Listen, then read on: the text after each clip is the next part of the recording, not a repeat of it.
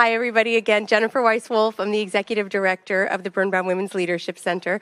And I could not be more proud to be moderating this next panel, in part because anyone who knows me knows I love to talk about menopause all the time, and anything that we can do to bring it into both the mainstream and the heart of these discussions about our reproductive lives and reproductive autonomy, I think is really important.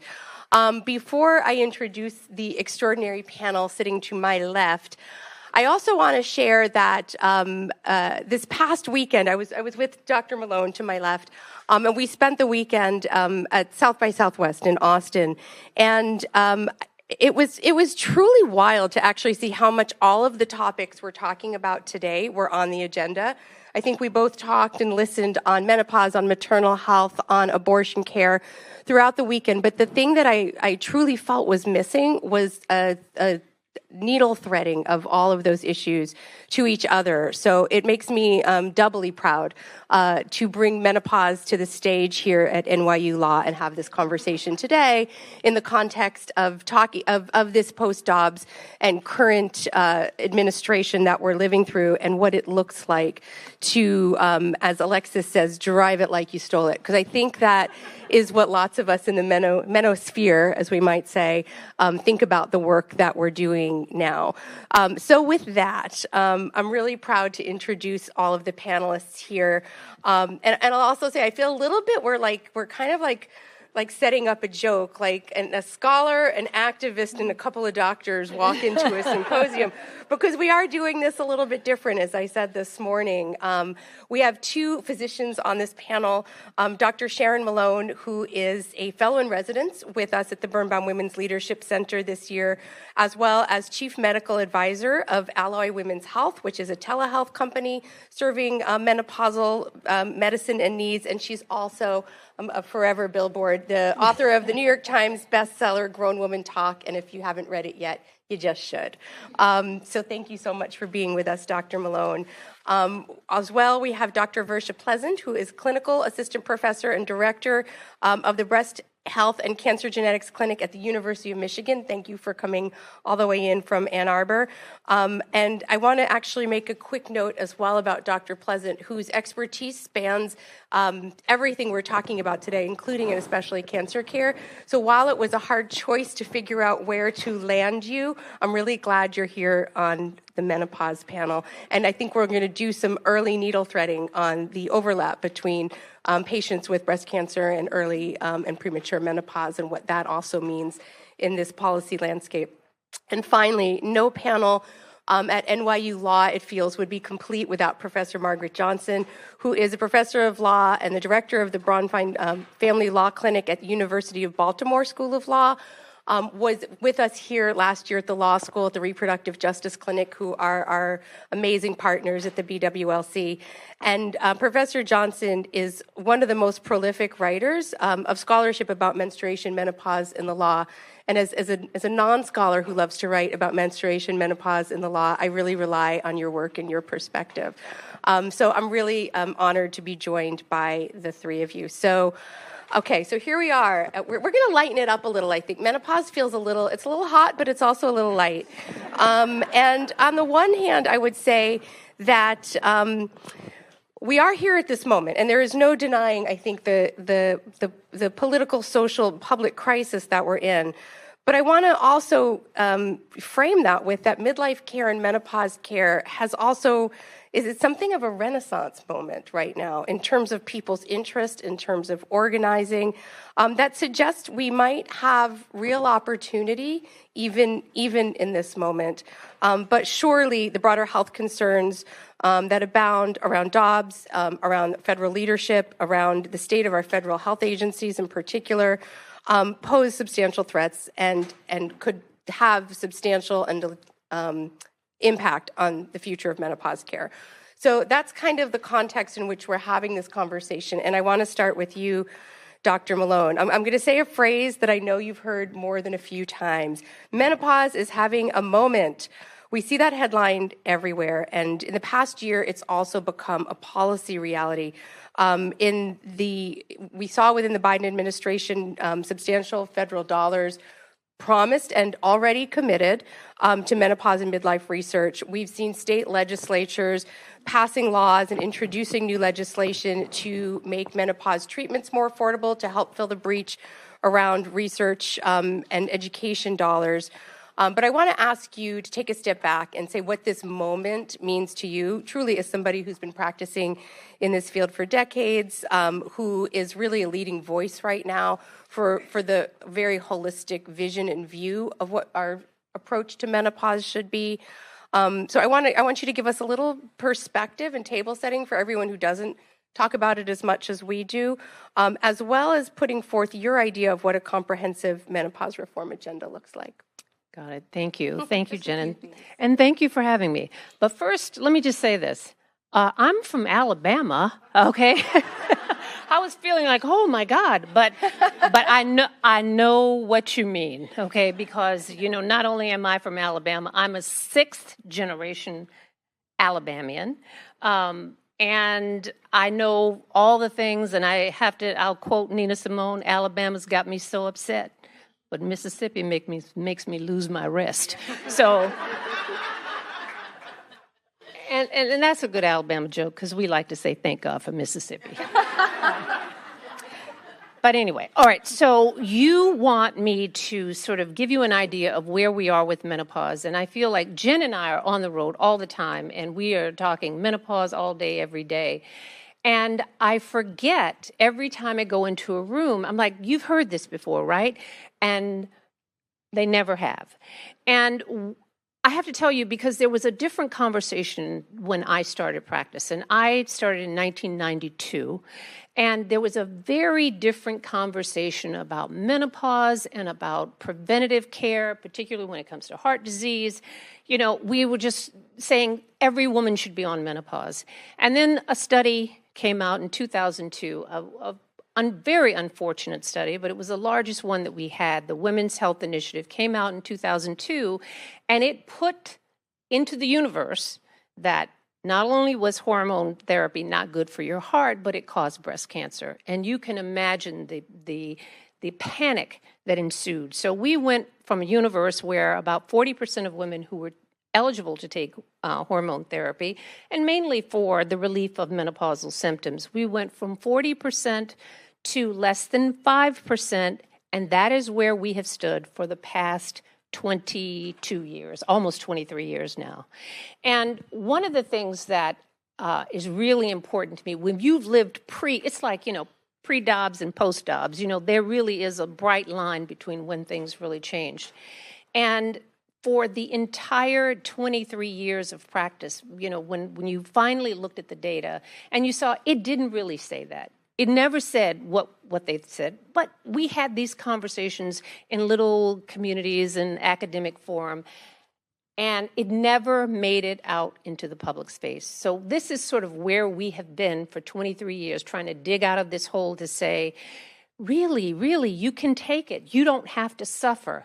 But it sort of plays on a point that Alexis was saying earlier. There is this notion that women are supposed to suffer, that is just baked into the cake of womanhood, be it period cramps, be it childbirth, be it migraines, any long litany of things that befall that primarily or exclusively affect women. And we've got to get out of that mindset. And it is, as is always the case, when we're talking about women's health, when we talk about disparities, you can say it's one way for everyone and 2 times that for when you're talking about Black women and women of color. So there's that.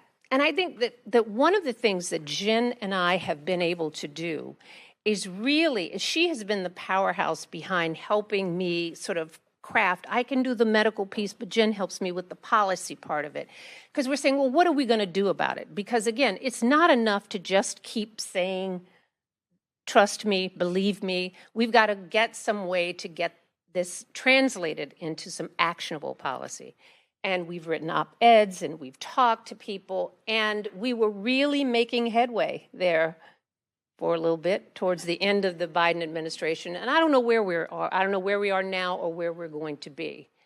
But this is the one thing that I think is really, really important in terms of galvanizing support, because menopause is the one universal female experience.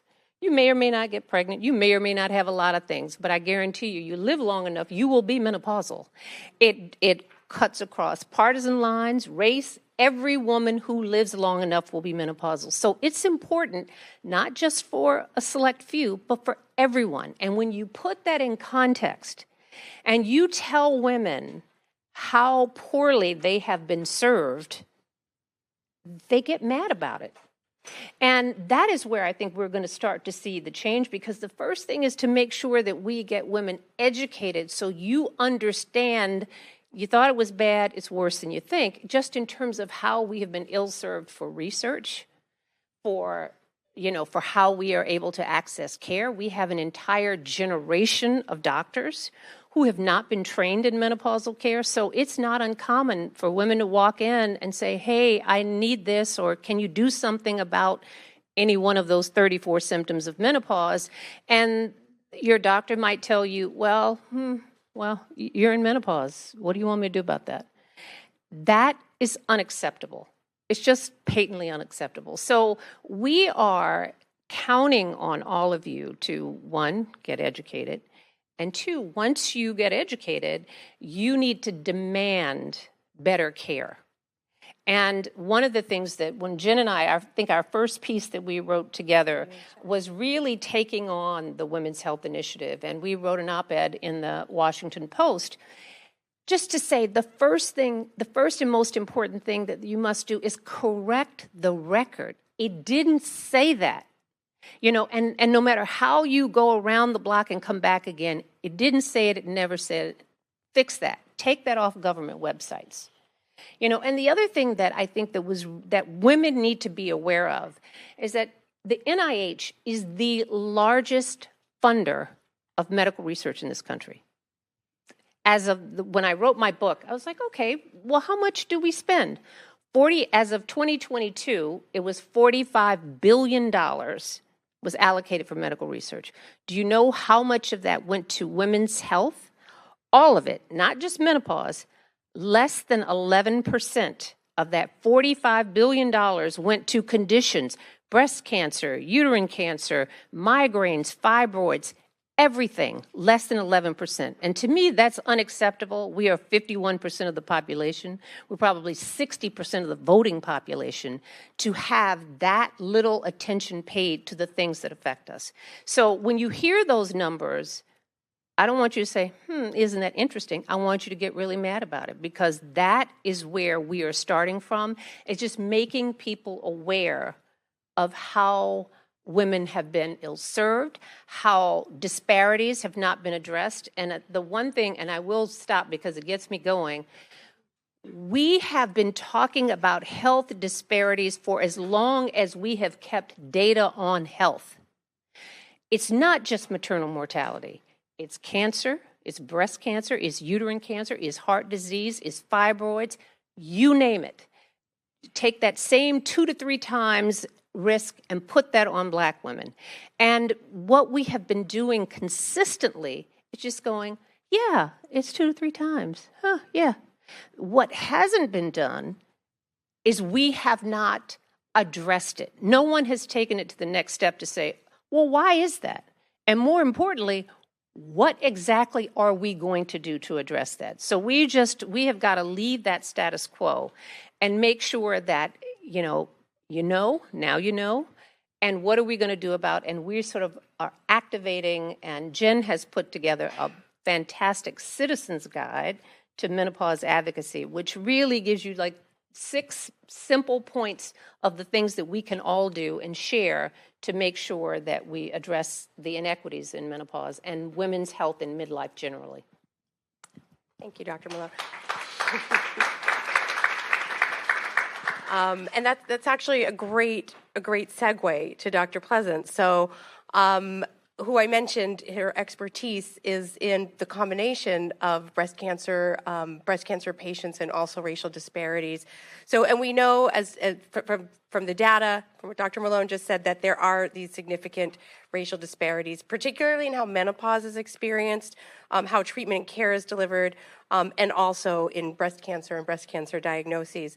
So I would love for you to talk a little bit about the double bind that your patients especially find themselves in, particularly younger patients, younger Black women too, who are experiencing early menopause on account of their cancer treatments. But because we're the policy wonks here too, I would love for you to link some of that storytelling to the kinds of reforms that you think are needed and that the people in the room should be focused on. Thank you. You want mine? Here. Hello? Oh, there you Here we go. I think I turned it off. Thank you so much for having me here today, and thank you for that introduction, Jen. And yes, it was hard to find a panel to put me on because a lot of my work is cross-cutting. I'm going to echo a lot of what Dr. Malone said. I actually put people into menopause, and Dr. Malone takes them out of menopause. So we're a great team together. I am trained as an OBGYN, but I did specialized training at University of Michigan in cancer genetics and breast health. So I'm not an oncologist, but I take care of breast cancer survivors. I provide specialized gynecologic care to breast cancer survivors. And then a large portion of my work is providing medical and surgical care to people that are at elevated risk for breast and ovarian cancer. I see a lot of BRCA or BRCA patients and patients with other gene mutations and people with a strong family history of cancer. So that's what I do with half of my time. The other half of my time is I do NIH-funded research on an area that is particularly close to my heart, and it is how to address the community that is hardest hit by breast cancer, and that is Black women. Black women are just as likely to get a breast cancer, but have an almost 40% increased risk of dying from breast cancer. Those are the statistics that wake me up every morning. Okay, and so all of my research is surrounding how do we mitigate those disparities, right? How do we address them? How do we decrease them? And my particular area of interest is in genetic testing. Black communities are less likely to get genetic testing, but it's such an important precision medicine tool to identify people before they ever get a cancer, to identify the risk before they ever get a cancer. And so a lot of my research is looking at how do we increase access to genetic counseling and testing among the Black community given these disproportionate mortality statistics. So I want to take a step back first, and I want to share with you an analogy, a metaphor that I often use with my patients to describe cancer. Cancer is very, very complex, which is why I think we have not discovered a cure to cancer, because I'm not sure if there is a single cure, because there's not a single cause. Okay, imagine a big gymnasium with a whole panel of light switches, okay? And you flick on one of the switches and some of the lights come on, and you flick on another and more lights come on, and you keep flicking until finally the entire room is illuminated. And that's the way that cancer works. So this is an analogy for cancer, but I also think that it can be applied to a lot of what we've been discussing today, right? It's not always one thing. It's not always one hit when we're talking about reproductive justice, when we're talking about women's rights and women's health care, right? Dobbs, that's a hit. DEI bans, that's another hit. And every time we take a hit, right, we are hurting our autonomy, we're taking a hit on our dignity, we're taking a hit on our freedom each time one of these things happens, okay? And so my worry is that one day we're going to wake up, and I think one of my colleagues mentioned this today, one day we're going to wake up and we're not going to recognize the world that we live in, right? Because these are all small things, but they culminate into something bigger. There are things that we can do about this, and I think policy is an important one, education and culture. When we talk about policy, obviously, I think there needs to be a reversal of these DEI bans. DEI is put in place to protect people for whom the system does not favor, right? For whom the system is working against. It's really, really important that we create communities of advocacy for Black people, especially Black and brown people who tend to be the victims of things like breast cancer, menopause treatment, COVID, heart disease, you name it, right? Black maternal mortality. So this is one of the first steps. Another thing is I want to touch on the NIH funding, because this is a really, really big deal. We fund, as a community, we fund the things that are important to us, okay? And let's take a step back when we look at breast cancer. Breast cancer is the most commonly diagnosed cancer among women in the United States. 1 in 8 women will be impacted in their lifetime. 1 in 8.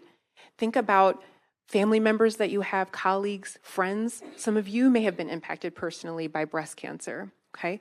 It's a 13% prevalence, and that means that every 2 minutes, there's a new breast cancer diagnosis in this country. Gosh, can you imagine by the time I'm done this talk, how many more breast cancer diagnoses there will be, okay? And so we have to take that into consideration, and then we also have to think about the fact that we're seeing more early onset breast cancer in this country. In young people, 30s, 40s-year-olds, I've seen 20-year-olds with metastatic breast cancer. Okay, this is on the rise in the United States, and we don't have time to talk about all of the potential reasons for why that may be. But the reason why I bring this up is because, you know, in light of the fact that this panel, we're talking about menopause, right? We're thinking about menopause as potentially a demographic that's maybe 70, 80 years old, right? That's not the demographic that I always see, right? I'm seeing 30, 40-year-olds in menopause, potentially from the breast cancer treatments that they're getting, the chemotherapy that is toxic to their ovaries and has shut their ovaries down. I'm seeing breast cancer survivors who are premenopausal, but now have to take aromatase inhibitors, which is a type of endocrine therapy that helps to keep the breast cancer away long term. But in order to take the aromatase inhibitors, one has to be in a medically or surgically induced menopause when they're in that age group, right? And so we have to, and we think about Black women who are more likely to be diagnosed with triple negative breast cancer, which is a more aggressive type of breast cancer, likely necessitating chemotherapy. And we talked about the effects of chemotherapy. So this is a group of patients who are now menopausal, right?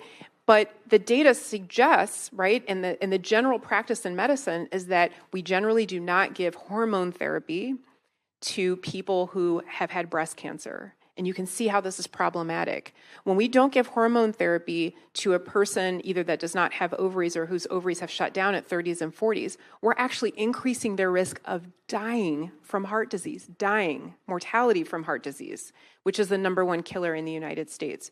We're increasing the risk of osteoporosis and osteopenia. We're increasing the risk of all-cause mortality. So when we start talking about research, right, there is a culture going on now that is minimizing research, that research is unwarranted, that it is not based on fact, that this needs to change. Because when you step into a doctor's office, all of the treatment they're giving you is based on research. Right? It's based on some study that was done that's telling them, gosh, I'm going to give you this blood pressure medication over this one, or I will give you antibiotics instead of surgery for an appendicitis, right? All of this is based on research. Research is so critically important, and this patient population, whether the person is in natural menopause or is in a premature menopause from breast cancer, that we need research to guide our decision-making as doctors. This is so incredibly important. I also want to talk about education, right? How are we educating the upcoming healthcare workforce, right? Are we teaching them that women's health is really important? Are we giving them the tools that they need to take care of diverse communities? You know, I noticed that medical students were not being educated, for instance, in the history of racism in obstetrics and gynecology. And one of my colleagues was talking about origin stories earlier, right? And I said, gosh, medical students really need to understand Lucy, Betsy, and Anarcha, and J. Marion Sims in order to understand why Black maternal mortality is so high, because they're connected, right? They need to understand the VBAC calculator and why we do not include the race component anymore in that, right? They need to understand the history of these racist tools that were used and are used in medicine to oppress people in order to understand the current state of oppression. I developed a curriculum at the University of Michigan to address this, to teach medical students about the history of racism in obstetrics and gynecology. I teach them about the VBAC calculator and about J. Marion Sims, right? I teach them about all those things so that when they step into a patient room and they're taking care of this patient, they're thinking about it, right? They're treating this patient in a way that maintains their dignity and provides them with equitable care. And the last thing I want to say here too is culture, okay? We can talk about policy and we can talk about education, and some of those things feel very, very far off to us. But culture is the thing that we can all directly impact on a daily basis. When we talk about kind of the fabric of our culture, well, fabric is made up of fibers, and each of us is a fiber, right? Each of us can and should take some responsibility regarding the way our society looks right now. In the book on tyranny, right, the first chapter talks about do not obey in advance, right? There's a lot of things out there right now, a negative talk about women, right? DEI, now MEI replacing DEI, merit, excellence, and intelligence, as if those two concepts are not synonymous, right? So we know that these are false. We know that they're false. So we need not obey in advance. We need not acquiesce, and we have to resist. We have to resist these things in our daily culture. We have to speak out against them. We have to tear them down, and inertia is unacceptable.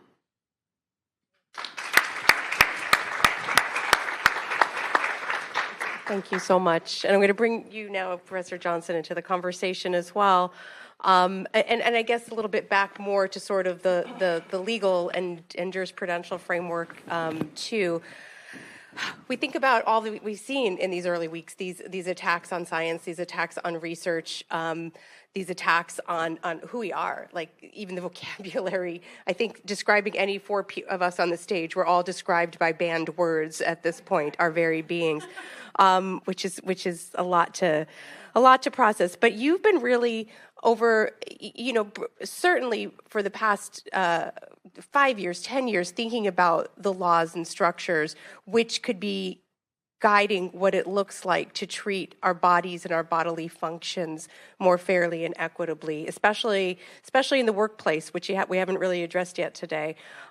So I wanted you to jump in with some of your research and thoughts about how you've looked at discrimination on the basis of menstruation, menopause, otherwise, the laws that have been tapped, the ideas that could make them potentially more expansive. I mean, notwithstanding current leadership of the EEOC, for example, but what in a better world we could be thinking towards. So I would love for you to give us some of your thoughts there. Okay. Thank you, Jen, and thanks to my colleagues here on the panel. I've learned so much. I wanted to pick up on what Dr. Malone was saying about funding being needed, and you were saying this too. I was struck by an MSNBC News report from March 11th, which is my birthday, just 3 days ago, which reported that the USDA Access study into safer menstruation products, citing single reference to trans men. So we're talking about these banned words. I would imagine that we have to be very vigilant because, one, we're going to see studies being axed because they do have banned words in them, because we care about studies that are actually equitable and can tell us what happens to transgender individuals who menstruate along with cisgender people who menstruate. And we also have to be careful that we don't obey in advance or maybe ever obey, because what they're trying to do is divide us as a community. And we need inclusive research, first and foremost. So that's one thing I wanted to say about the funding. We have to be careful about that. Lack of employment accommodations. So, and I know Madeline is here. She just published an op-ed in Bloomberg. Everybody should look for it. But I know Jen and Melissa and I separately, we submitted comments to the EEOC when the EEOC issued proposed regulations in the Pregnant Workers Fairness Act law. And this was during the Biden administration.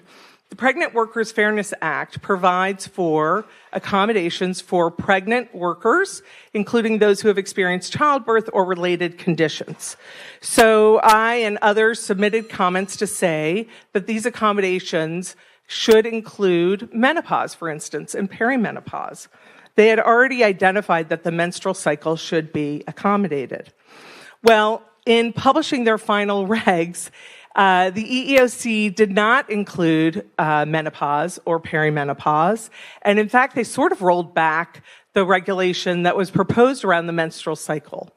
They said it will only accommodate menstrual cycle if it's actually tied to pregnancy or childbirth, as opposed to the reproductive system.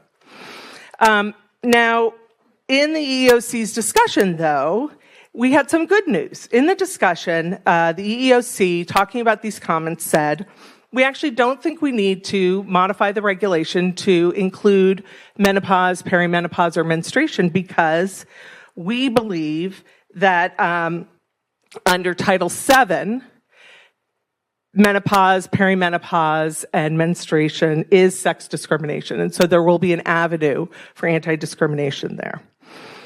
But with the Trump administration, we have an acting chair, Andrea Lucas's priorities. She prioritizes, national origin discrimination against basically white males in the United States, anti-DEI motivated race and sex discrimination, as she puts it. She wants to defend the biological and binary reality of sex and related rights, including women's rights to single-sex spaces, and of course, protect against religious bias. So in the Biden administration, we weren't getting what we wanted in terms of accommodations, and now it's even worse. Okay. So then there's also the lack of sex-based discrimination protection in education programs and activities. During the Biden administration, we also had proposed Title IX regulations that covered non-discrimination on the basis of sex in education. And many of us also commented that those Title IX regulations should include menopause, perimenopause, and menstruation or related conditions. And again, the Department of Education did not make those changes, but in their discussion to the responses on the comments said discrimination based on those factors, menstruation, perimenopause, menopause, is sex discrimination because we've seen it in the Title VII case law. So that is quite good, except, of course, Trump, well, first we had the Kentucky District Court decision that basically revoked the right of that Title IX regulation entirely. And then, of course, Trump is dismantling the Department of Education. The other thing we're seeing is a lack of informational privacy protection. So to the extent that the Biden administration was working on trying to protect informational privacy, we're not going to see, not surprisingly, any federal legislation that protects informational privacy. Of course, we have Musk, controlling a lot of things, and we've already seen violations of people's informational privacy. One thing I've looked at is worker wellness programs.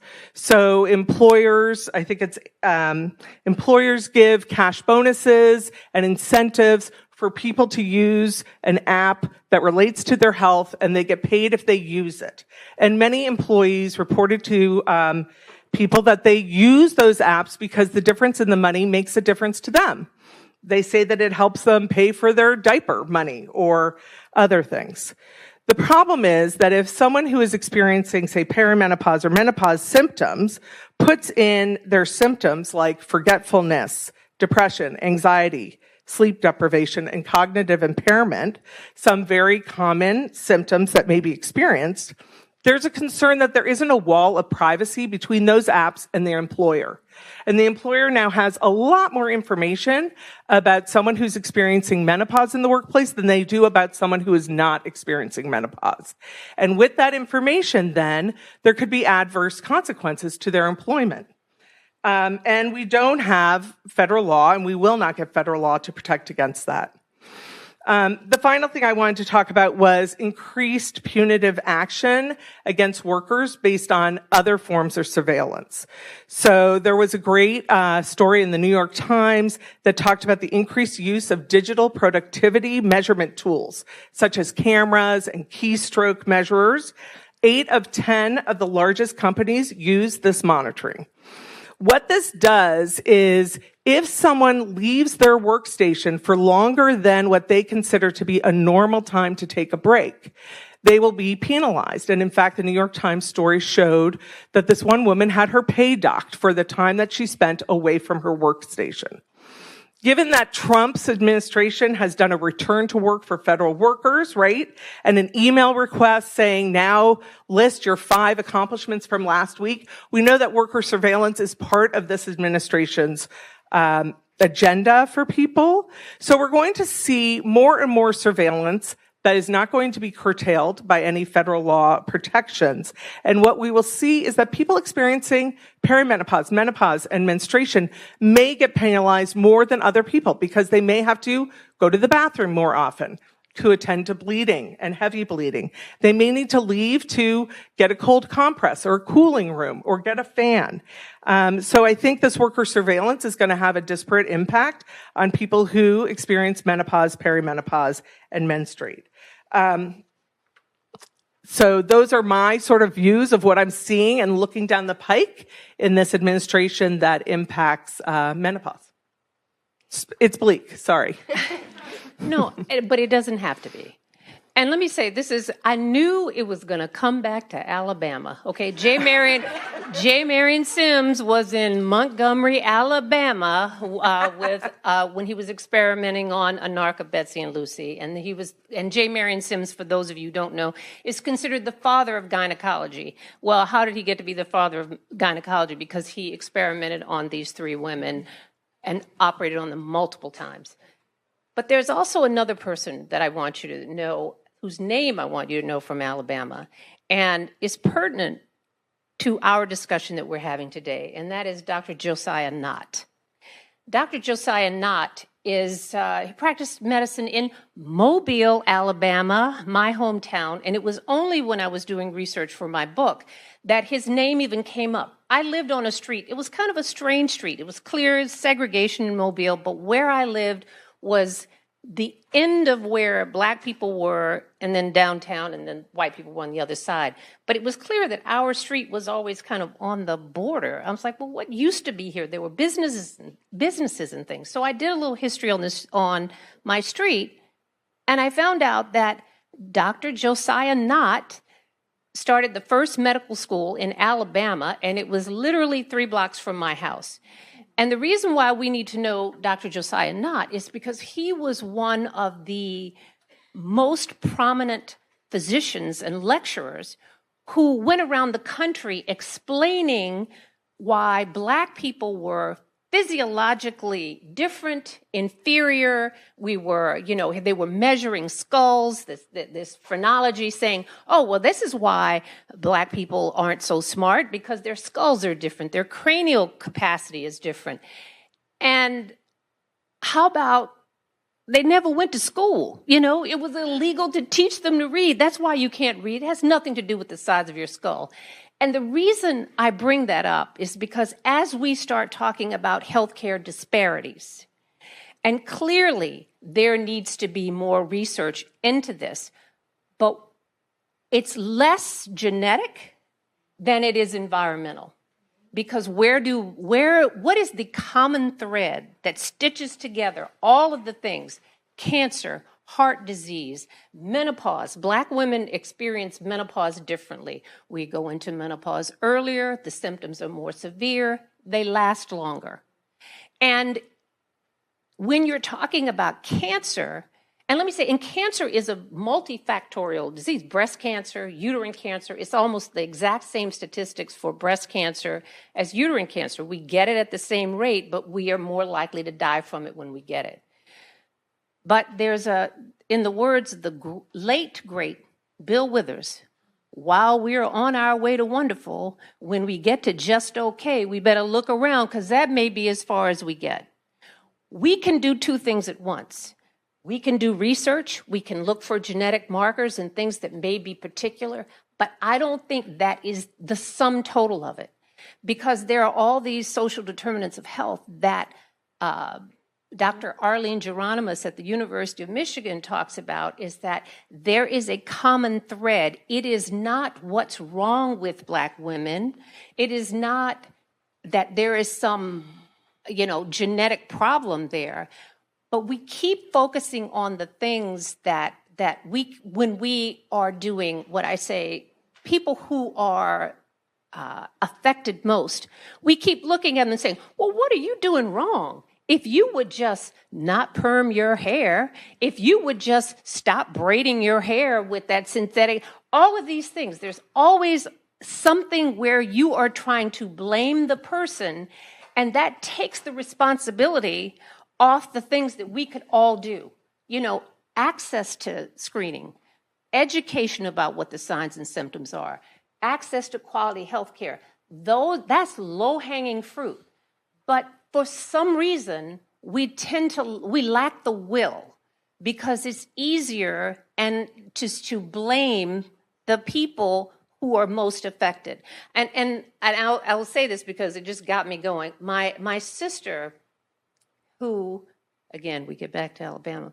My sister was one of the two students who integrated the University of Alabama in 1963. So those pictures that you see of George Wallace, it's Women's History Month, so I'm going to have to bring her. But that when you see that picture and you see them, and you have to say to yourself, well, what is it about this state? What is it about this country that refuses to acknowledge the Black women who have been here, that it refuses to acknowledge the suffering that what we survive? And I think that when we get back to cultural things, when you suffer more, you accept it. I think women accept it generally, and Black women accept it more than anything. You think that this is how it is supposed to be, that aging, that going through menopause, all of this is something to be endured, to get through.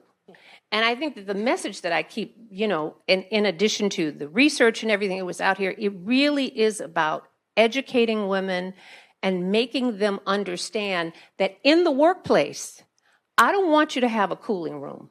I don't want you to have extra time so you can go lie down.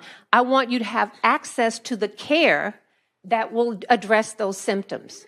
Menopause, perimenopause, and menopause may be a decade. So to not be your best self and to not know that the options that are out there to be able to address your symptoms, that to me is the tragedy. Not, I say, yeah, you can get a cooling room if you want to, but at the end of the day, just understand that is just addressing the symptom and not the cause, and particularly since we already kind of know what to do about that. Thank you so much. And I just want to even clarify, perimenopause is the decade. Menopause is the rest. The rest. The rest of your life. Yes. It's another 40 years if we, have God's good grace.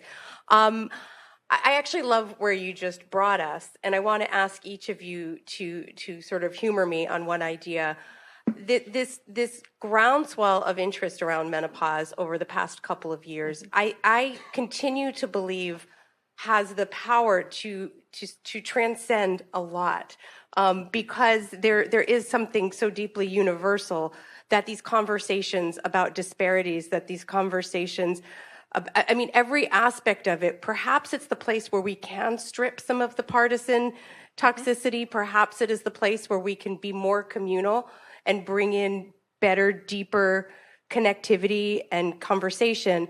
And okay, so I'm going to sound really probably a little naive or Pollyannish when I say this, but I've been watching menopause really closely, or the past 52 days or whatever it is.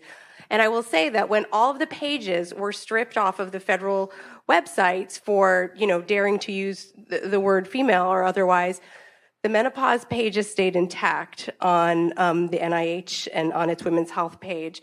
The reforms that have been introduced in Congress and in state legislatures around the country are emphatically bipartisan. I will say, as a menstruation-related advocate for a decade prior, the majority of those have been bipartisan.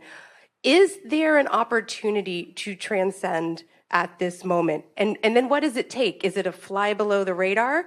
Is it a, quietly sneak things in? Is it a, no, we can be loud and bold about this because we think that there is actually going to be a movement behind it? So I put that question to each of you because I really want to know, personally, for my own writing and advocacy and how I'm shaping my own thoughts. They're still nascent in these few weeks, and I think people in the room would love to know that too. And riff and go wild. Say something that's a little controversial. Go for it. Oh, me say something controversial? Jen, that would never happen. Believe it or not, I think that there is a sliver of a possibility that we might get some things done.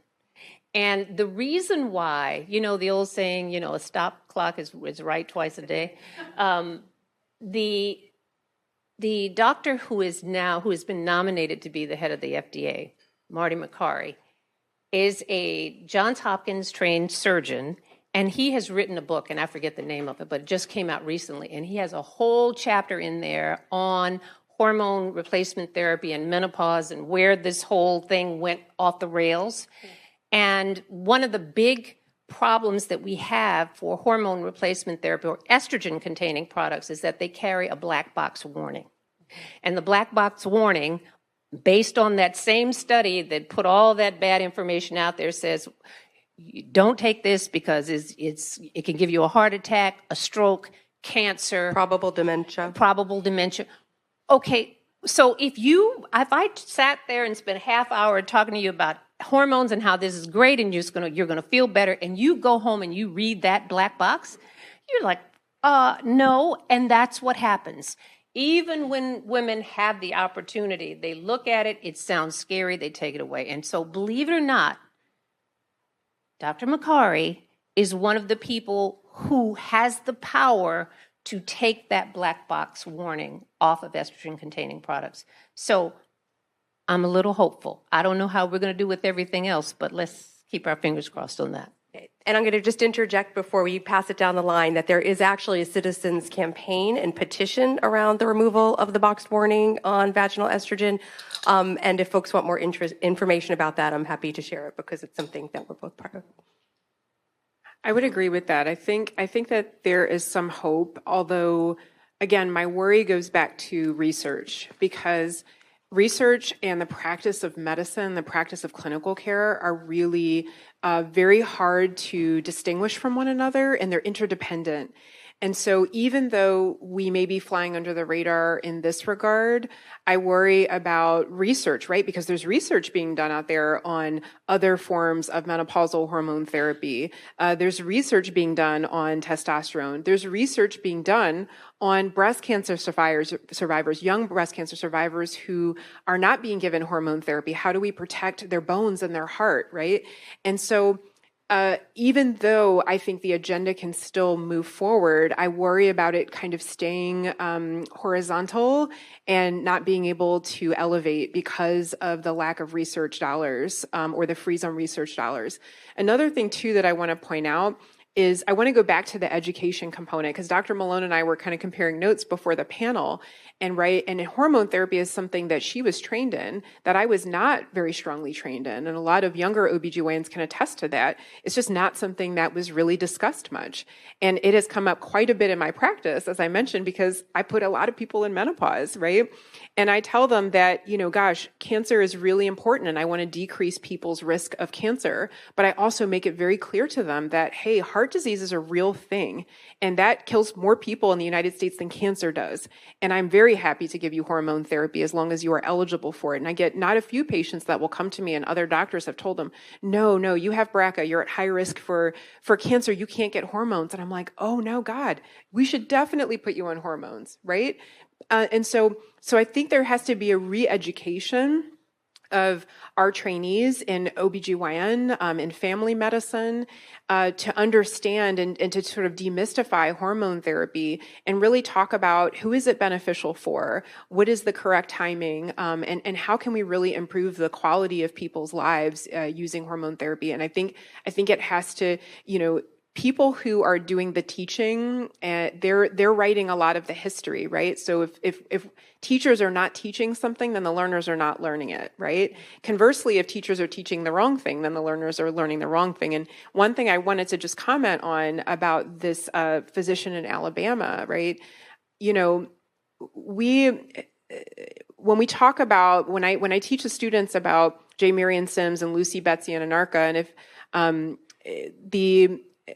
the concept of medical super bodies, right, of certain types of people, namely Black bodies, for which people think have different levels of how they experience pain, and that perhaps when we talk about Lucy Betsy and Anarcha, it seems like such a foreign concept. But then when you look at the study that was done at University of Virginia several years ago, where medical students and medical trainees thought that Black people had different nerve endings and weren't feeling pain in the same way as white patients. Wow. It's not even just about that false thinking, but it's about the way that that translates to medical care. And there's tons of studies out there showing that Black people are undertreated for pain, whether it's kids presenting to the emergency department with appendicitis versus people in a sickle cell crisis, right? So we have to think about like I actually met one of the researchers who did this project at University of Virginia, and I'm a University of Virginia graduate too. So yes, that's right. And so I approached this person and I said, this is a really disturbing study.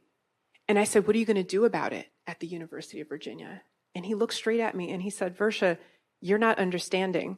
He said, I could have replicated the study anywhere in the country and I would have gotten similar results. Wow. And that really made me think, right?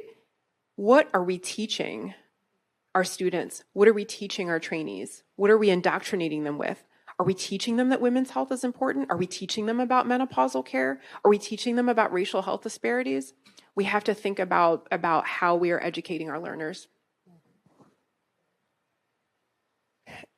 So I've been thinking a lot about the political science theory of misogyny and how it gets used by authoritarian governments as a political strategy.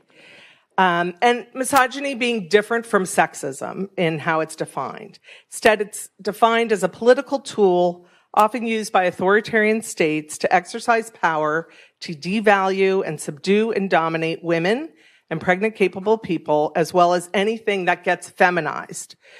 And as Natasha Cowell, who's a UK political theorist who writes about this theory, as she discusses, the push-pull of misogyny is this, that the feminine gets eulogized so long as it conforms to male dominance and sexist notions, and it gets demonized when it defies sexist gendered norms. So her work documents that misogyny, more than political party, race, sex, and other political identity characteristics, predicts voting patterns on important social issues, including things that aren't necessarily seen as gendered, like climate change. So you asked for optimism. My optimistic side of misogyny is that if we understand that this is how politics operates, to the extent that there is policy reform in the menopause or menstrual cycle space that is seen as compliant with dominant norms or sexist norms, it will be supported. Or it could lead in front as the thing that authoritarian governments can point to and say, see, we support women, while they go around and sort of, what did we say before, destroy everything else. So there's a way in which reform can happen, but I do think we have to be mindful that we're not used as a tool to then mean that, you know, the authoritarian state uses misogyny to tear down other things that we also care about. So that's something I've been thinking about. And I don't have an answer to, but I want to be mindful of it as I do this work. Thanks. I think about that a lot too. Yeah. There's no cheap grace in this environment. We have to be mindful of that. Thank you so much, everybody. Thank you, panel. We're going to take, I guess, about 10 minutes. I think we went a little over. So we'll start at 3 o'clock with our final panel, which is a great bridge into our panel on cancer and maternal care. Thank you, everybody.